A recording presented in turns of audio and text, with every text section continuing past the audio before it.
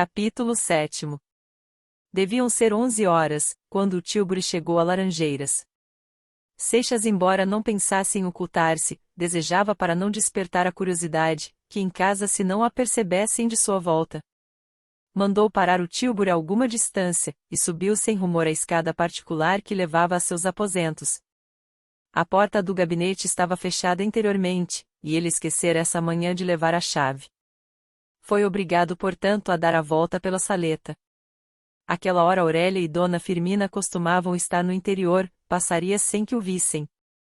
Estranhou achar a porta da saleta cerrada, embora não fechada com o trinco, supôs que não estando presa ao rodapé pelo ferrolho, o vento a tivesse encostado. Empurrou-a devagar e entrou, para estacar na soleira pálido e estupefato.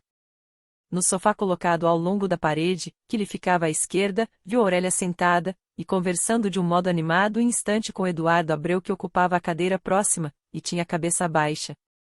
Erguendo os olhos sem animar-se a fitá-los na moça, deu mancebo com o vulto transtornado de Seixas em pé na porta, a encará-lo, e levantou-se por um impulso irresistível.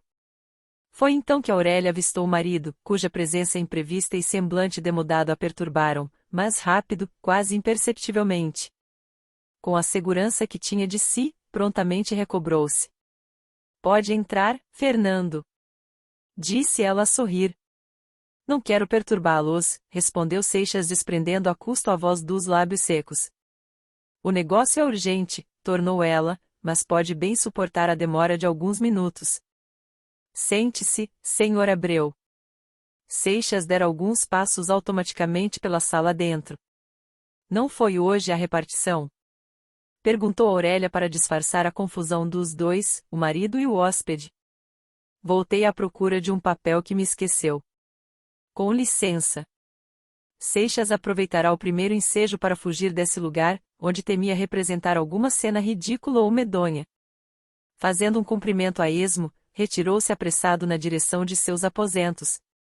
Se até ali tinha necessidade de dinheiro, agora mais do que nunca. Foi direto à sua secretária, abriu a gaveta onde guardava os seus papéis antigos e espalhou-os pelo tapete de mistura com outros objetos, e encontrando afinal a cautela que procurava, saiu precipitadamente pela escada particular. Parou na porta para deixar passar o Abreu que descia, quando viu de longe, meteu-se no Tilbury e voltou à cidade. Aurélia, logo que o marido retirou-se, estendeu a mão a Abreu dizendo-lhe: "Não tenho direito de recusar, e espero que não me prive desta satisfação. Adeus, seja feliz." O mancebo apertou comovido a mão gentil que lhe era oferecida com tanta sinceridade e balbuciando expressões de reconhecimento, despediu-se. Apenas ele desapareceu na escada, Aurélia dirigiu-se ao gabinete do marido. Bateu à porta, e chamou-o, não recebendo resposta, entrou. A primeira coisa que viu foi a gaveta da secretária escancarada, e a ruma de papéis atirada sobre o pavimento. A moça certificou-se que Seixas não estava em casa, adivinhou que saíra pela escada particular cuja porta fechará levando a chave. Lançando um olhar aos papéis esparsos e resistindo à ânsia de conhecer aquelas relíquias de um passado, que não lhe pertencia, encaminhava-se à porta para sair. Eis que descobriu entre os maços de cartas, um trabalho de tapeçaria. Apanhou-o para examinar, com simples curiosidade artística. Era uma fita de marcar folha de livro. Tinha bordados a fio de ouro, de um lado a palavra amor, do outro lado em semicírculo o nome Rodrigues de Seixas, no centro do qual estava um monograma composto de um F e um A entrelaçados. Esta prenda de Adelaide Amaral, e a alusão ao próprio casamento feita na comunidade do apelido, não diziam novidade a Aurélia. Ela sabia coisas talvez mais pungentes para seu amor, porém o tempo já as tinha expungido da memória. Eram a cicatriz que essa lembrança crua veio reabrir e ulcerar. Todo aquele passado doloroso, de que mal começava a desprender-se, surgiu de novo ante ela, como um espectro implacável. Curtiu novamente em uma hora imóvel todas as aflições e angústias, que havia sofrido durante 2 anos. Esta fita escarlate queimava-lhe os olhos e os dedos como uma lâmina em brasa, e ela não tinha forças para retirar a vista e a mão das letras de ouro e púrpura, que entrelaçavam com o nome de seu marido, o nome de outra mulher. Afinal prorrompeu a indignação. A seda rangiu entre as mãozinhas crispadas, que debalde tentaram espedaçá-la. Não conseguindo seu intento, a moça levou a boa fita, num soberbo ímpeto de cólera, cortou com os dentes os fios que teciam as letras, e dilacerou a prenda de sua rival. Atirou então de si com asco os fragmentos, mas em lugar onde não escapassem à vista do marido, e foi encerrar-se em seu toucador. Seixas entrou à hora habitual. De ordinário passava pela saleta, onde sempre encontrava a mulher, que já vestida para a tarde, vinha esperá-lo. Trocavam algumas palavras, depois Duque lhe ia ao seu quarto preparar-se para o jantar. Nesse dia subiu pela escada particular. Já estava senhor de si, mas quis evitar o encontro, naturalmente porque necessitava daqueles momentos.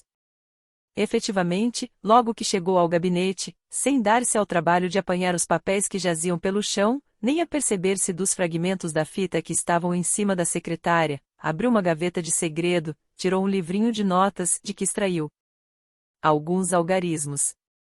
Sobre estes começou uma série de cálculos e operações que o absorveram até o momento de chamá-lo o criado para jantar. Aurélia não podia ocultar sua irritação. Crivou o marido de remoques e epigramas. Nem a inofensiva dona Firmina escapou a essa veia sarcástica, mas o alvo principal foi Adelaide, sobre quem choveram as alusões. Seixas mostrou-se indiferente às provocações. Deixou passar os motejos sem redarguir, mas sua fisionomia desdenhosa e sobranceira opunha à exacerbação da moça fria e surda resistência que ainda mais a irritava. O orgulho contrariado de Aurélia cerava o gume às suas armas, para bater aquela atitude de ameaça que a afrontava, mas não o conseguiu. As lutas constantes tinham acabado por aguerrir o caráter de Fernando e afinar-lhe a têmpora. Ao erguer-se da mesa, a moça lançou ao marido um olhar de desafio, e foi esperá-lo ao jardim, ao lugar retirado onde costumavam reunir-se de tarde para conversarem em mais liberdade. Fernando achou-a sentada em um banco rústico, na posição altiva e imperiosa de uma rainha que se prepara a ouvir as súplicas dos súditos prostrados às suas plantas. Descansava o braço direito sobre a copa enfolhada de um bogarim, cujas flores esmagava entre os dedos. Seixas sentou-se defronte. Não tenho e nunca tive, senhora, pretensão a seu amor. Seria uma rematada loucura, e eu acho-me no uso frio e calmo de toda a minha razão para ver a barreira que nos separa. Também não tenho direito de pedir-lhe contas de seus sentimentos, nem mesmo de suas ações, desde que não ofendam aquilo que o homem preza acima de todos: os bens. Abdicando na senhora a minha liberdade e com ela a minha pessoa, uma coisa, porém, não lhe transferi, e não o podia, a minha honra. E de que serve a mim esse traste, a sua honra? Não me dirá? Interrogou Aurélia com a sátira mais picante no olhar. Lembre-se que a senhora fez-me seu marido, e que eu ainda o sou. Vendesse-lhe ou embora esse título e as obrigações que a ele correspondem, a origem não importa, ele existe, e atesta-me esse direito reconhecido, ou antes conferido por si mesma, o direito que tem todo o esposo, se não à fidelidade da mulher, ao menos ao respeito da fé conjugal e ao decoro da família. Ah! Deseja que se guardem as aparências? E contenta-se com isso? Por enquanto. Aurélia relanceou um olhar com o intento de surpreender o pensamento do marido na expressão da fisionomia. Terá a bondade de dizer-me qual é esse escândalo de que se queixa? Já não se recorda? Acha muito naturais as liberdades que tem deixado tomar esse moço, o Eduardo Abreu? Haverá um mês, em uma noite de partida, a senhora conversava com ele de um modo que deu tema às pilhérias do Moreira. Nessa ocasião não castiguei-a insolência desse fato para evitar uma cena. Foi na noite da valsa. Não contente com isso, leva a inconveniência a ponto de receber aquele moço, na ausência de seu marido, e só, em colóquio reservado, como os encontrei.